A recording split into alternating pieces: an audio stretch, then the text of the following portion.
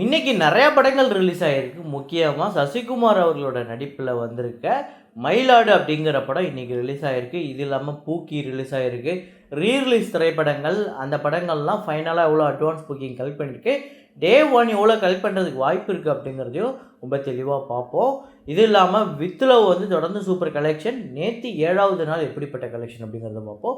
அதுக்கு முன்னாடி நேற்று வீடியோவில் நான் வந்து ஒரு ஃப்ரேம் ஒன்று வச்சுருந்தேன், ஸ்க்ரீனில் காட்டுறேன் பாருங்கள். இதுதான் அந்த ஃப்ரேம். நிறையா பேர் கரெக்டாக கெஸ் பண்ணியிருந்தீங்க. ஆமாங்க, கேளடி கண்மணி அப்படிங்கிற படத்தில் இருந்து கற்பூர பொம்மை ஒன்று அப்படிங்கிற பாட்டு, அந்த பாட்டில் வரக்கூடிய ஃப்ரேம் தான். இதை ரொம்ப கரெக்டாக கெஸ் பண்ண முதல் 5 பேர் டெரிக், அப்துல்லா, பாண்டியராஜ், உமர் ஃபாரூக், அப்புறம் காதர் ஆரிஃப். இந்த 5 பேர் தான் முதல்ல கரெக்டாக கெஸ் பண்ணியிருக்காங்க. இன்றைக்கி வந்து ஒரு ஃப்ரேம் ஒன்று வச்சுருக்கேன். அது என்ன ஃப்ரேம், என்ன படம் அப்படிங்கிறத கெஸ் பண்ணுங்கள், கமெண்ட்டில் போடுங்க.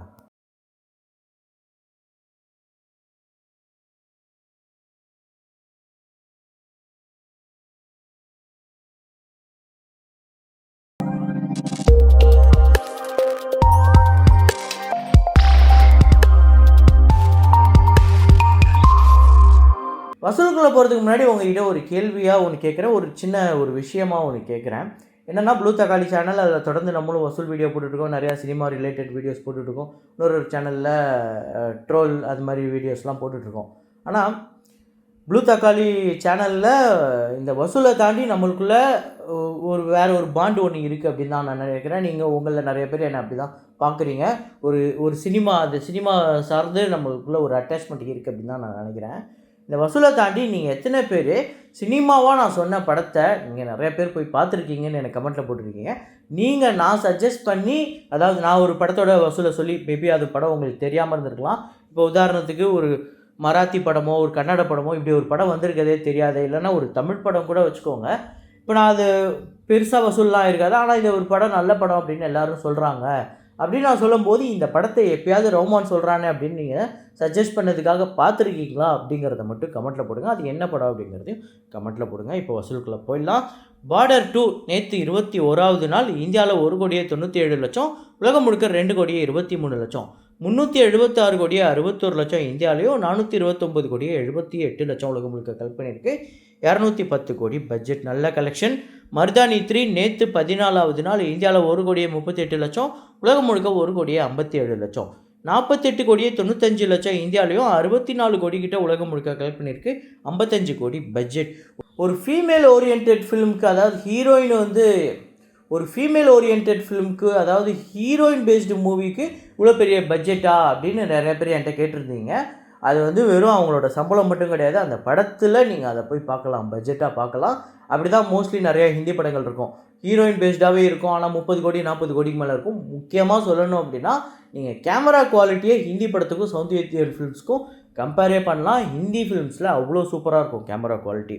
ஸோ மனசங்கர வரப்பிரசாத் காரு, இந்த படம் நேற்று 32வது நாள் ஆந்திரா தெலுங்கானாவில் 39 லட்சம், உலகம் முழுக்க 44 லட்சம், 302 கோடியே 48 லட்சம் உலகம் முழுக்க கலெக்ட் பண்ணியிருக்கு. 200 கோடி பட்ஜெட். இந்த படத்துக்கு ஆல்ரெடி, அதாவது ப்ரொடக்ஷன் நம்பர்லேருந்து ஆல்ரெடி ப்ரொடியூசர் நம்பர்லேருந்து 400 கோடிக்கு மேலே இந்த படம் கலெக்ட் பண்ணதாக காமிச்சிருக்காங்க. இதுக்கு முன்னாடி இவ்வளோ பெரிய டிஃப்ரென்ஸ் அப்படிங்கிறது நம்மளுக்கு பார்க்கும்போது கேம் சேஞ்சரில் இருந்தது. ஆனால் இது பரவாயில்ல, கேம் சேஞ்சரை கம்பேர் பண்ணும்போது. அதாவது கேம் சேஞ்சர் எப்படின்னா, டே ஒன் கலெக்ஷன் அவங்க சொன்ன நம்பருக்கும் இங்கே வந்து ட்ரேடு நம்பருக்குமே 100 கோடிக்கிட்ட டிஃப்ரென்ஸ் இருந்தது. சில ட்ரேட் நம்பர் படியே டே ஒன் கலெக்ஷனே அது ஃபுல்ஃபில் பண்ணலை. அதாவது டே ஒன் கலெக்ஷன் அவங்க சொன்ன ப்ரொடியூசர் நம்பரையே ஃபைனல் கலெக்ஷனில் ஃபுல்ஃபில் பண்ணலை. அந்த அளவுக்கு ப்ரொடியூசர் நம்பர் ஒரு பயங்கர எக்ஸாக்ரேட் நம்பராக இருந்தது.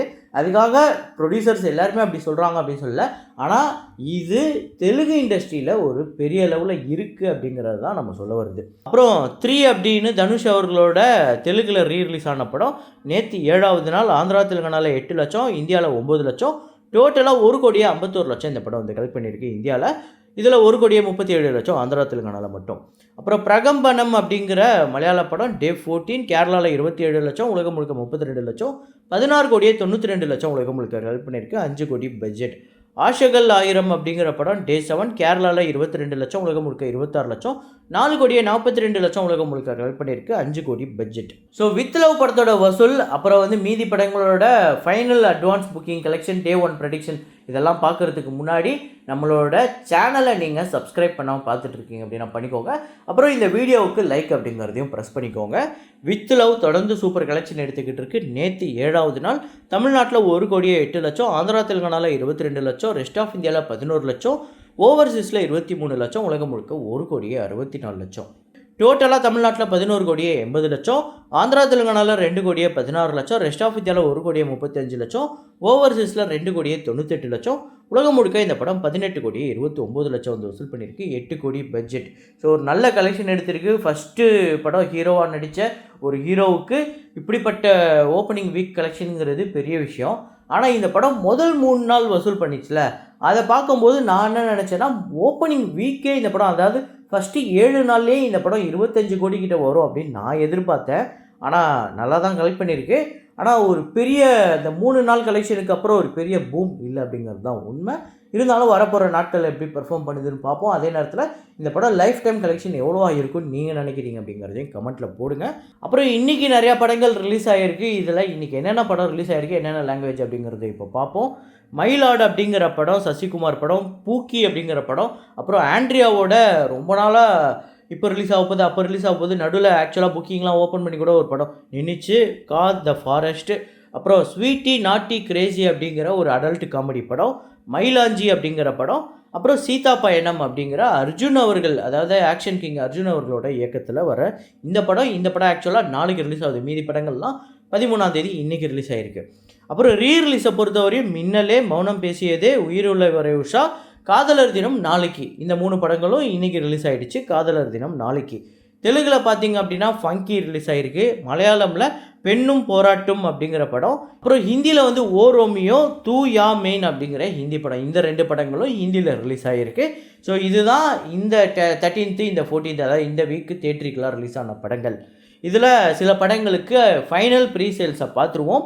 ஓ ரோமியோ 4,19,00,000 ஃபைனலாக அட்வான்ஸ் புக்கிங்கில் கலெக்ட் பண்ணியிருக்கு. ஒரு நல்ல ஓப்பனிங், டபுள் டிஜிட் இந்தியாவில் மட்டுமே வரப்போதான்னு பார்ப்போம். அப்புறம் ஃபங்கி அப்படிங்கிற தெலுங்கு படம் ஃபைனலாக அட்வான்ஸ் புக்கிங்கில் ஆந்திரா தெலுங்கானாவில் 1,19,00,000, இந்தியாவில் 1,38,00,000 இந்த படம் வந்து கலெக்ட் பண்ணியிருக்கு. அப்புறம் ரீரிலீஸ் படங்களில் மௌனம் பேசியதே 6,15,00,000, மின்னலே 5,50,00,000, உயிருள்ள வரை உஷா 3,8,00,000 வந்து கலெக்ட் பண்ணியிருக்கு. அப்புறம் பூக்கி அப்படிங்கிற படம், இந்த படத்தோட ஃபைனல் அட்வான்ஸ் புக்கிங் 17,00,000 தமிழ்நாட்டிலையும், இந்தியாவில் 19,00,000. எனக்கு தெரிஞ்சு இது 35,00,000 40,00,000 கிட்ட டே 1 கலெக்ஷன் வந்தாலே ஒரு நல்ல ஓப்பனிங் தான். அப்புறம் சசிகுமார் அவர்களோட மயிலாடு ஃபைனல் அட்வான்ஸ் புக்கிங் எவ்வளோனா, தமிழ்நாட்டில் 36,00,000, இந்தியாவில் 41,00,000 இந்த படம் வந்து கலெக்ட் பண்ணியிருக்கு. ஸோ டே 1 கிட்டத்தட்ட 1 கோடி கிட்ட நெருங்கி வருமா அப்படிங்கிறத பார்ப்போம். நீங்கள் எத்தனை பேர் இந்த படத்தை பார்த்துட்டீங்க? இந்த வாரம் ரிலீஸ் ஆன படங்களில் எது நல்லா இருக்குது அப்படிங்கிறத கமெண்ட்டில் போடுங்க.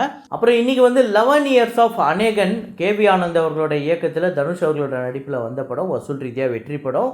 தமிழ்நாட்டில் இந்த படம் 30,85,00,000, ஆந்திரா தெலுங்கானாவில் 4,50,00,000, கேரளாவில் 2,60,00,000, 3,25,00,000 கர்நாடகாலையும், ரெஸ்ட் ஆஃப் இந்தியாவில் 60,00,000, ஓவர்சீஸில் 12 கோடி, 53,80,00,000 உலகம் முழுக்க கலெக்ட் பண்ணியிருக்கு. 25 கோடி பட்ஜெட், 27 கோடிக்கு மேலே ஷேர் வந்து வசூல் ரீதியாக வெற்றி படமாக அமைஞ்சிருக்கு.